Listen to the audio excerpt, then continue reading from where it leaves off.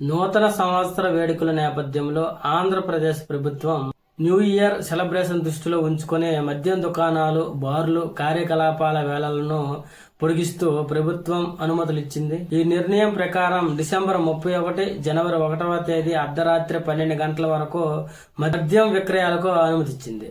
ఈ వెసులుబాటు బార్లు, ఇన్ హౌస్ లైసెన్సులు, ఈవెంట్ పర్మిట్ లైసెన్సులు కూడా వర్తిస్తున్నట్లు ప్రభుత్వం స్పష్టం చేసింది. విధంగా ఏపీ టూరిజం ఆధ్వర్యంలో ఉన్న లైసెన్సులకు కూడా ఈ సమయాన్ని వర్తింపజేస్తూ నిర్ణయం తీసుకుంది. ఈ లైసెన్సుల కింద పనిచేసే యూనిట్లు డిసెంబర్ 31, జనవరి 1వ తేదీల్లో రాత్రి 1 గంట వరకు మద్యం విక్రయాలు అనుమతి ఇచ్చినట్లు వెల్లడించింది. ఈ మేరకు ప్రభుత్వం అధికారికంగా ఒక మెమో కూడా జారీ చేసింది. ప్రభుత్వ ప్రిన్సిపల్ సెక్రటరీ పిఎస్ కుమార్ ఈ నిర్ణయానికి సంబంధించిన ఉత్తర్వులు జారీ చేశారు. నూతన సంవత్సర వేడుకల సమయంలో పర్యాటకులు, ప్రజలు ఇబ్బంది పడకుండా ఉండాలనే ఉద్దేశంతో ఏపీ ప్రభుత్వం ఈ నిర్ణయం తీసుకుందని వెల్లడించారు.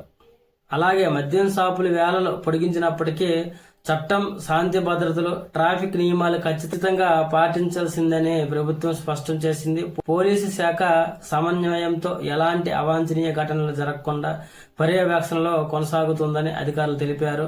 ఇయర్ వేడుకలు సురక్షితంగా, నియమ నిబంధనలతో జరుపుకోవాలని ప్రభుత్వం ప్రజలకు సూచించింది.